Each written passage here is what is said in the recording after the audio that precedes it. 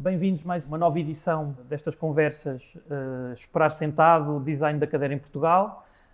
Desta feita com a presença de Tony Grilo, uma das grandes referências do design português da atualidade, desta nova geração. E é com ele que eu gostava de poder falar um pouco mais sobre a sua obra e não só sobre a diversidade da sua obra, mas também a sua Portugalidade naquilo que são os materiais e o contexto conceptual que ele tem feito nos últimos modelos de cadeiras que tem desenhado. Tony, muito obrigado pela sua presença e obrigado mais uma vez é um prazer podermos estar à conversa sentados em tão extraordinários objetos e gostava desde já iniciar a nossa conversa falando um pouco do seu percurso. Sei que a sua formação é feita em Paris, em 2001, e gostava que falasse um pouco o que é que o faz vir para Portugal e acabar por realizar todo o seu percurso profissional sediado em Portugal, com certeza com muita obra espalhada pelo mundo, mas mantendo a sua sede em Portugal, apesar das suas referências ou originalidade de estar em França. É verdade que eu tenho a dupla nacionalidade, sou francês, aliás, nasci lá e cresci lá, de pais portugueses, mas considero-me hoje português, a 100%, mesmo se continuo a ter uma ligação forte com a França, a nível de trabalho e pessoalmente também. A minha vinda a Portugal foi um bocadinho por acaso. Aliás, cresci num ambiente português, mesmo se eu não ligava muito a isto. Aliás, não falava português. Falava francês com meus pais. Portanto, é algo um bocadinho... não estava mesmo interessado. E estudei design, portanto, em Paris, numa grande escola.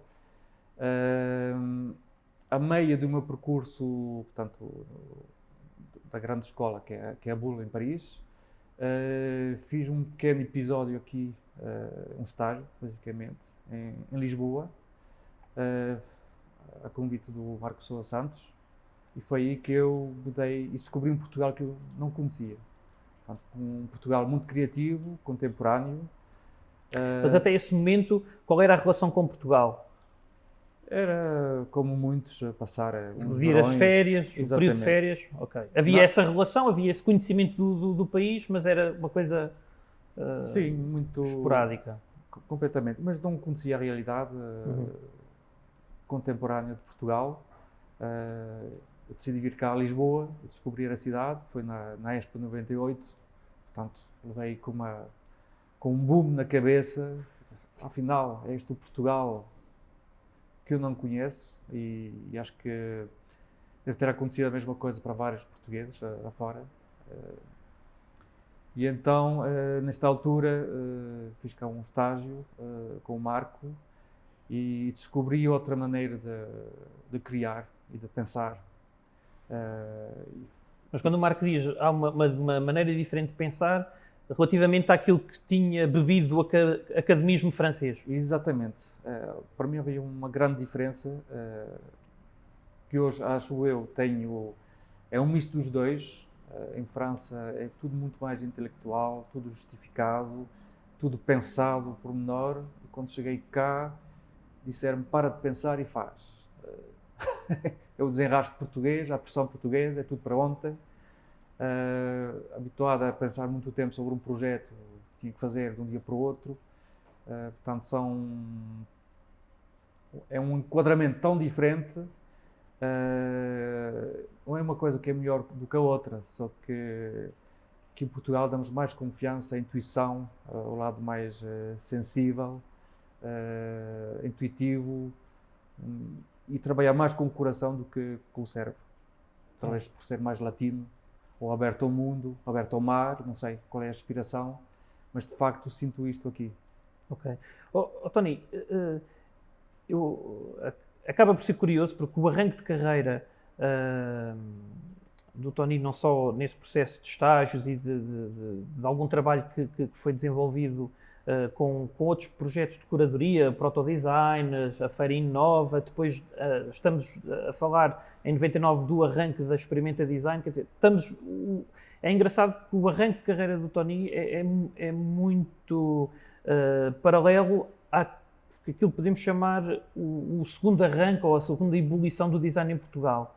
E gostava de perceber como é que foi viver esta Lisboa em que realmente estava a borbulhar de uma estagnação que tinha ocorrido desde os anos 40, 50. Sim.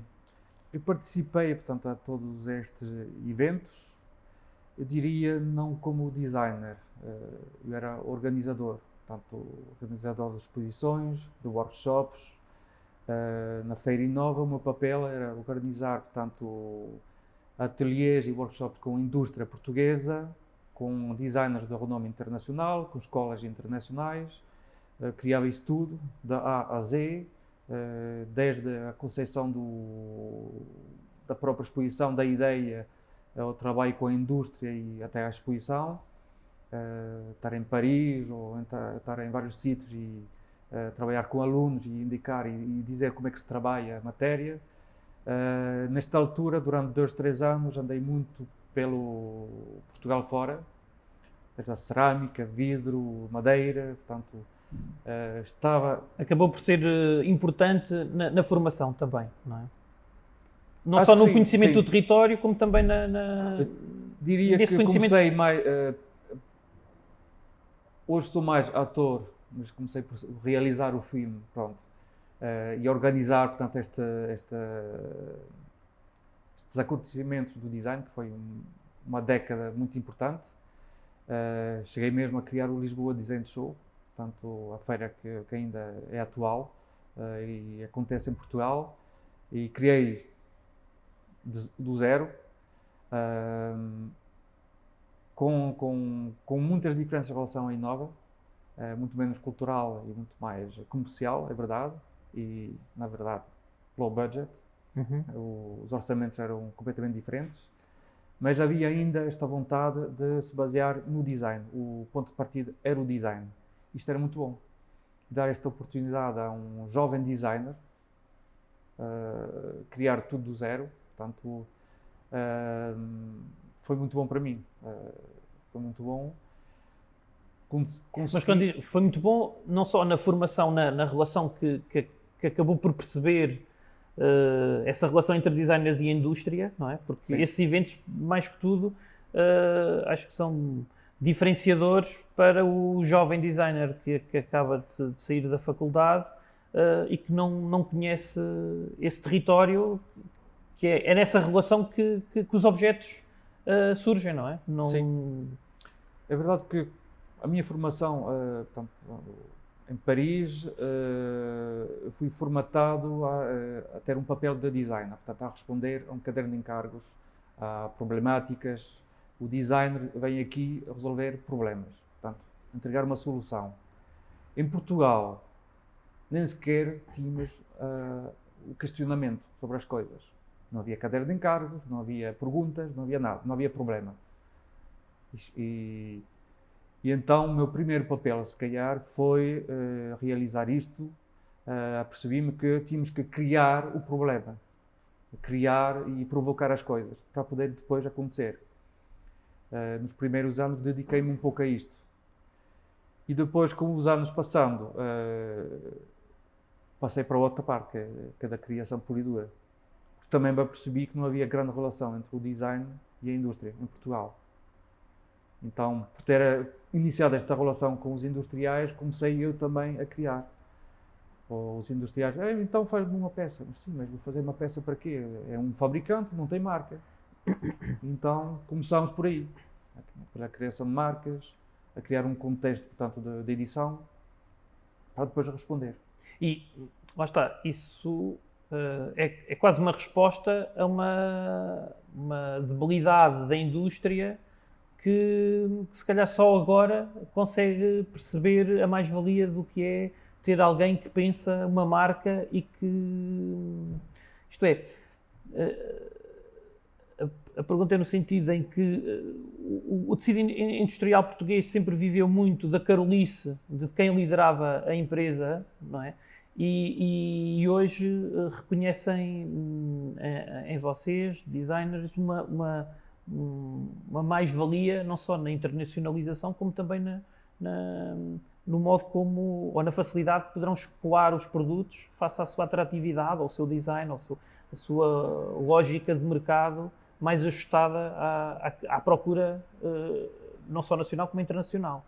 Sim, hoje temos várias marcas portuguesas e estamos muito bem representados a nível internacional. Basta ver a Maison et Objet em Paris. Somos dos estrangeiros em França com mais potência. Portanto, temos mais de 100 empresas representadas, com quase uma liderança a nível imobiliário. Portanto, somos realmente muito fortes.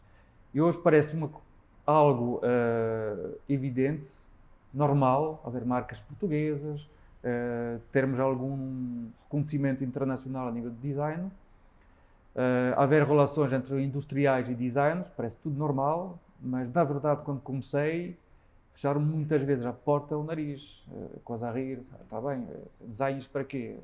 Faço tudo em interno, ou é o primo, ou é o tio que faz, não precisamos... Ou desenhos antigos, ou por aí fora. E isto, a nível de... Pronto, é extremamente complicado, mas já percebi-me também, não estou a culpar os industriais, é falta de conhecimento, tanto da parte do industrial como do designer. E eu percebi-me, ao falar com eles, que tive que mudar de discurso. Portanto, todo o discurso que aprendemos na escola, teórica, de conceito, não é assim que se fala com o industrial. O paradigma teve que se... Não é assim que se fala. Temos que falar em números, falar em produção, provar que percebemos de produção. Sim, mas aquela máquina podemos usar desta maneira e não daquela, e assim vamos fazer uma peça diferente e surpreender assim o industrial com um arrojo. Que o designer tem know-how sobre a tecnologia que vai ser trabalhada, não é? Tenho muito boas lembranças em que não tinha pensado usar a máquina desta maneira. Aí é quase um jogo de sedução, mas eu também sou capaz e vou-te provar que sou capaz. Pegar na máquina. Essa relação com o designer, eu se calhar arrancava já para falarmos sobre a cadeira onde está sentado, a Cut. Ela é produzida em Abrantes, pela Sofalca, que tem uma marca própria, a Black Cork, e efetivamente eu reconheço nos empresários que estão à frente da Sofalca, em particular o Paulo Estrada, como um visionário, assim, acho que é justo falar, não só um homem destemido, mas também um empresário que reconheceu, não só no Tony, mas também nesta lógica da inovação e o modo como uma indústria que estava direcionada para um tipo de mercado mais da construção, perceber que o designer, ou o design, era em si também uma mais-valia para a empresa e para a produção da cortiça. Eu gostava que falasse um pouco desta relação com a Black Cork. É provavelmente a marca em que o Tony mais cadeiras produziu, facilmente reconhecidos em alguns espaços comerciais e de turismo em Portugal. Gostava de perceber um pouco como é que foi a história dessa relação com a Sofalca. É uma relação que já dura alguns anos e é uma grande parceria, hoje já de amizade e de confiança, sobretudo. Sim, o Paulo Estrada, portanto, é um industrial puro e duro, com uma fábrica de produção de uma matéria dedicada principalmente para o isolamento na arquitetura. Portanto, um visionário, um grande técnico, mas também uma pessoa muito humilde. E esta humildade, eu acho que é a grande vantagem do Paulo Estrada, ou seja, já encontrei empresários muito inteligentes, muito arrojados, mas com um bocadinho talvez de falta de humildade e dizer assim, esta parte aqui não percebo, mas vou fazer a pergunta e vou deixar o Tony ou outro designer a tentar responder. E este legado, ou esta capacidade de permitir... É uma confiança. Uma confiança, bora lá experimentar. E isso tem a ver com muita conversa, com muito, quase, também às vezes um bocadinho de provocação, que é, por exemplo, e o medo também. Mas não tenho confiança ou não percebo isto. Como é que surgiu a Black Cork? Já tínhamos colaborado, portanto, na produção para outra marca de peças em cortiça. Em conversa, o Paulo confessou que foi uma altura em que a arquitetura consumia menos material e perguntou-me o que é que eu posso fazer com esta matéria. Portanto, a ideia não é fazer uma cadeira, não é fazer um candeeiro, não se fala sobre isto. Tinha a matéria-prima e o quê? Tenho isto, o que é que Explorar, fazemos com vamos isso? explorar isto. Não é? E eu disse, mas tenho aqui uma matéria fabulosa, não só pelas características técnicas, mas acho que é uma matéria bela, ecológica, só há vantagens. Mas é preta, é feia. Não, não é preta, é cor de chocolate. Mas tem cheiro. Não, tem um perfume. Portanto, só aí é uma maneira de ver. É uma outra perspectiva, é um outro olhar para a beleza das coisas. Por esta brincadeira de, não, mas depende como é que olhamos para isso. Então criamos a Black Cork. Só pelo nome é muito concreto, é cortiça preta e é muito evidente, é muito objetivo. Pronto, e aí a ideia foi criar uma coleção com designers portugueses, no início. O objetivo era criar uma marca 100% portuguesa, com criação portuguesa, material português, para exportar. E foi este o ponto de partida. E relativamente a essa cadeira em particular, como é que nós...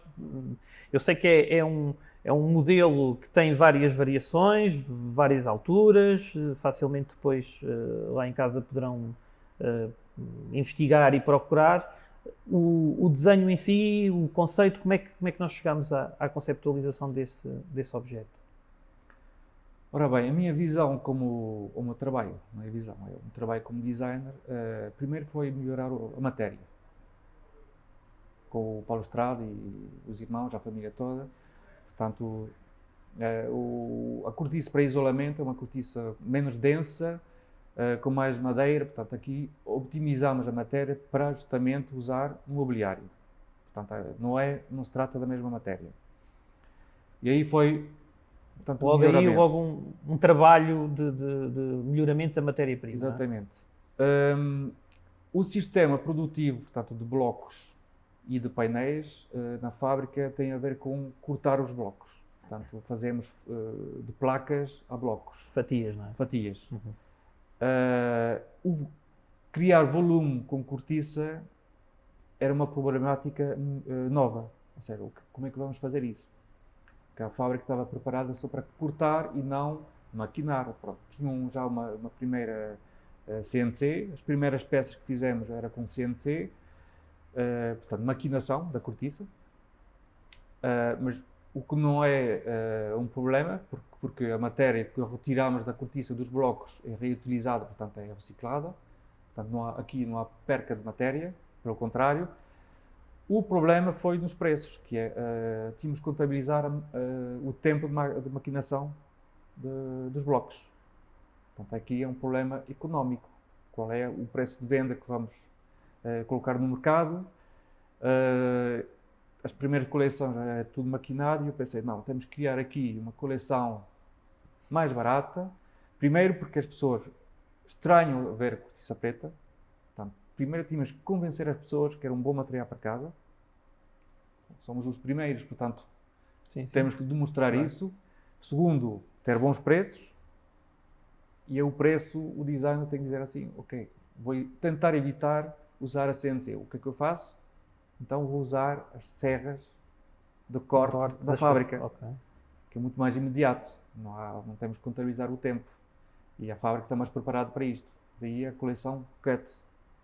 A minha obrigação foi só cortar blocos. Portanto, é um jogo de ângulos e aproveitei para inserir painéis simples, também só recortados. Não há cá moldagem, não há nada disso.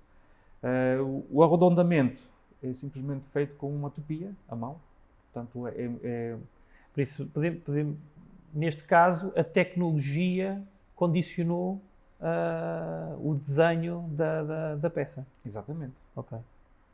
E agora, saltando para a line, em que estamos a falar de aço e passamos da cortiça para o aço, como é que nós chegamos a este belo exemplar? A relação com o industrial é similar ou é uma coisa completamente... A relação portanto, com o Ricardo Lucas, que foi o fundador da marca Riluk, criou a marca em 2008 já, então já passaram 12 anos, que é um industrial também completamente diferente, é outra geração, é mais jovem do que eu, portanto, e veio revolucionar a fábrica, portanto, do pai, com uma visão completamente diferente. Ele já tinha esta ideia de criar uma marca de mobiliário e em conversa com o Ricardo percebi-me que, pronto, tínhamos que obrigatoriamente exportar. O mercado português é demasiado pequeno. Estamos a falar de uma indústria que não estava direcionada para o mobiliário nem para o design, era uma fábrica metalomecânica, com algumas vantagens, que são os artesãos, as pessoas que usam as mãos, são realmente profissionais fantásticos, e há que usar isto. Enquanto designer, eu sou o primeiro a dizer, temos que fazer com a prata da casa. Não vale a pena investir em máquina, não. Primeiro vamos começar e tentar fazer com o que temos e com o orçamento que temos. E neste caso o início da Riluk também foi difícil, porque a fábrica estava em recuperação e não havia nem sequer orçamento para marketing, para publicidade, nada disso. E então a minha proposta para o Ricardo foi dizer, então, em vez de investir em publicidade numa revista, prefiro investir em protótipos. Temos as pessoas, temos matéria, vamos investir, portanto, em peças realmente novas, objetos, concreto, mas aí temos que criar a diferença.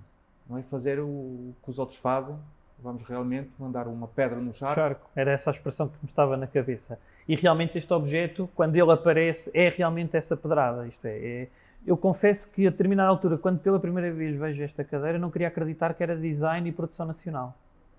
Tinha tudo para ter vindo de um outro país qualquer e se calhar esse meu sentimento diz-me que provavelmente é talvez aqui um momento marcante também naquilo que nós podemos chamar da história do design em Portugal, aqui um outro salto, não lhe vou chamar upgrade, mas um outro passo que é a verdadeira internacionalização do design em Portugal.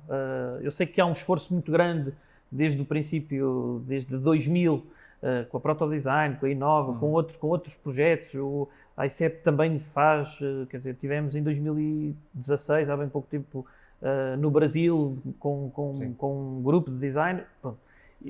Eu reconheço isso, no entanto, acho que há aqui um momento que, se calhar, lá mais para a frente, os historiadores irão dar razão ou não. Eu gostava agora e faço esta reflexão, que gostava de podermos falar um pouco sobre o desenho do objeto. Isto é, nós estamos a falar de um protótipo, à data, por aquela altura, mas quando chegamos a este objeto, que depois ele acaba em edições mais tarde ganhar outra cor, não é? Outro acabamento. Como é que é essa relação com uma cadeira com esta originalidade, com esta vertigem? Eu acho que é mesmo esta a expressão certa. É difícil de explicar, mas são momentos a quem faça pesquisa e pronto, eu não faço nada disto. Começo o trabalho com uma página em branco. E este início é muito simples, ponho música e começo a divagar. Pronto, é realmente muito, muito simples. E neste caso tive que realmente começar do zero, ou seja, começava a tirar referências do mobiliário metálico, do Brar, portanto, mesmo na história, ia cair nos mesmos arquétipos, portanto, não queria realmente sair disto. E de facto, nesta altura, portanto, fiz esta peça e outra que é o Bibendum.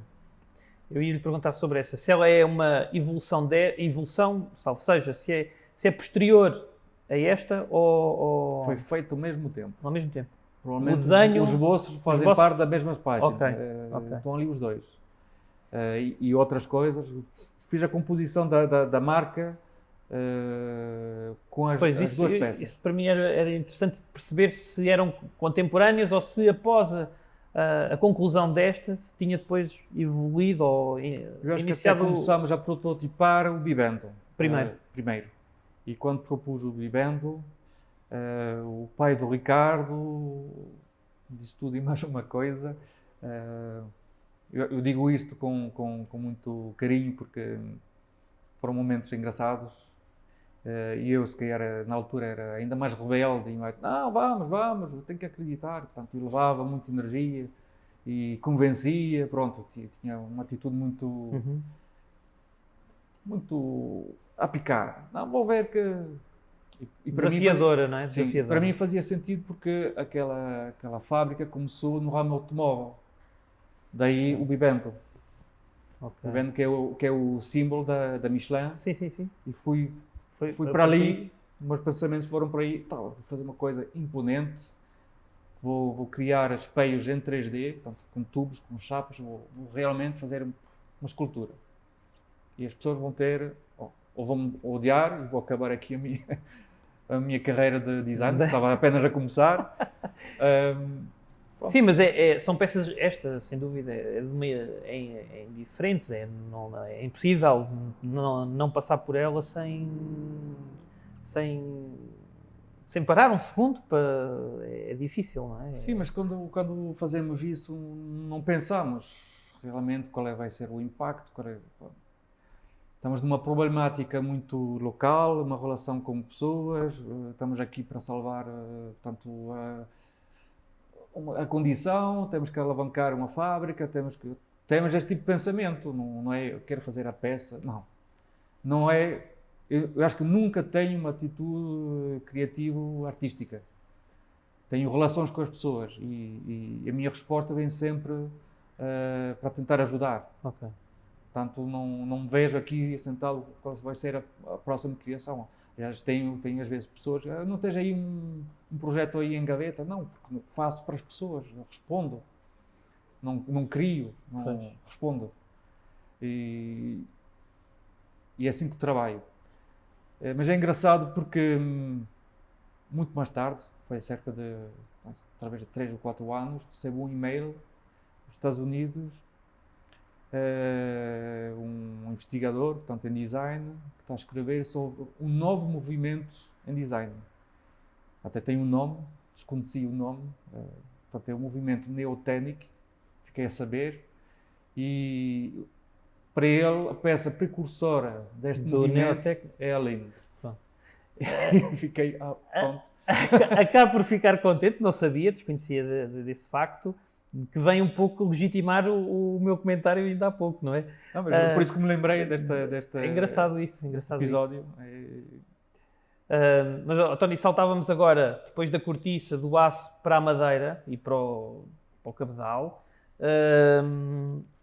É uma cadeira muito interessante, que eu acho muita graça e que me faz lembrar um pouco a cadeira Osaka 70 do Garcia. Pelo modo como o cabedal, aqui a técnica, ela é amarrada, o design Sim. Nada tem a ver, a outra é toda quadradona, esta é muito mais elegante, mas gostava de perceber como é que nós chegamos a este desenho de uma estrutura de madeira que depois tem aqui que parece um véu em suspenso e que nos permite quase este balanço enquanto estamos sentados a conversar.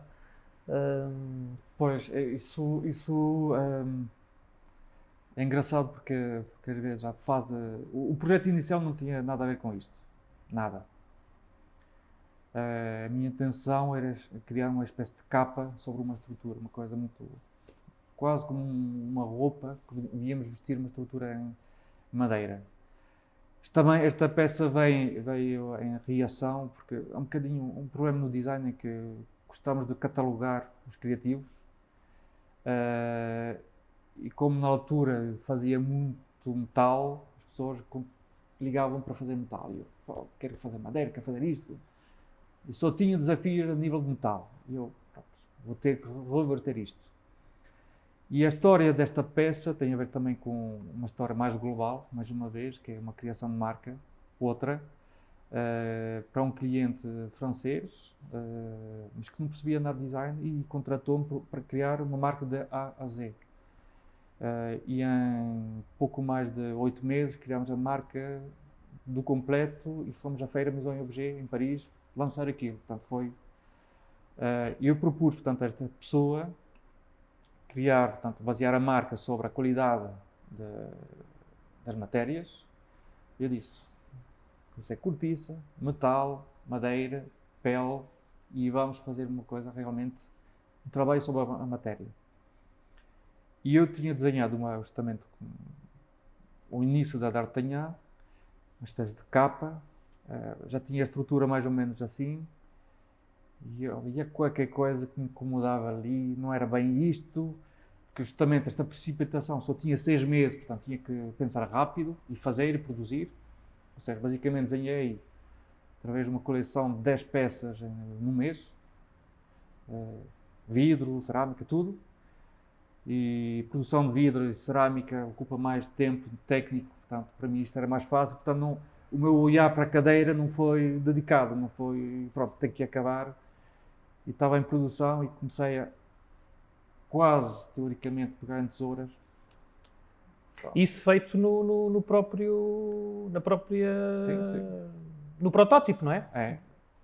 Não é um trabalho só de desenho, isto é, há um trabalho também na fábrica. Sim. Mas isso de interação com o objeto. Raramente me acontece. Okay. Raramente.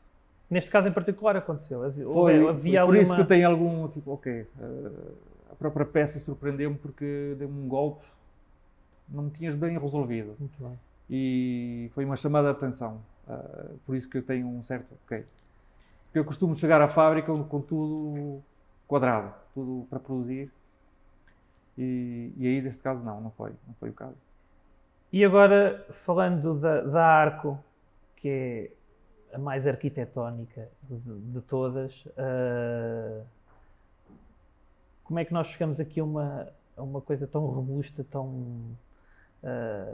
com certeza quem olha para ela percebe o peso que está ali, e esta relação que nós temos também com a cadeira, com o objeto, sabendo que ela tem essa dificuldade de mobilidade, não é? Como é que o Tony chega a esta questão? Eu sei que há aqui uma lógica muito interessante do trabalho cru dos materiais, a cortiça, a madeira, a pele, o aço e agora a pedra natural. Como é que chegamos a este desenho de algo que nos dá essa ideia quase de imobilidade de um objeto como este, não é? Porque ela acaba por ter um desenho e um caráter muito de interior, de uso diário e não tanto de espaço exterior. Sim. Ela vive esta dualidade que eu acho que é interessante, que aparentemente poderíamos dizer é um objeto de um espaço exterior, mas na verdade é portátil. Apesar de tudo, nós conseguimos movê-la e pronto, e revela depois um conforto muito interessante. Esta peça faz parte de uma nova maneira de abordar, portanto, o trabalho, que ultimamente tive uma reação um pouco a contrassenso. Eu não gosto muito do Star System e de colocar o designer. Não, o designer não trabalha sozinho, trabalha em equipa, trabalha com produtores. Eu tenho muito respeito pelos produtores, os artesãos. O meu grande sonho seria o designer desaparece, tá, e o artesão à frente. E eu ficaria contente, e se calhar é esta fase também de estar atrás da câmara e não à frente. Não gosto muito de resumir um trabalho feito. Não gosto muito. Por isso que falo mais das outras pessoas que me acompanham do que eu a fazer as coisas. E neste caso tive a ideia, portanto, ultimamente, e criei um projeto que é quase uma marca, que é I'm Not, que é o contrário de Tony.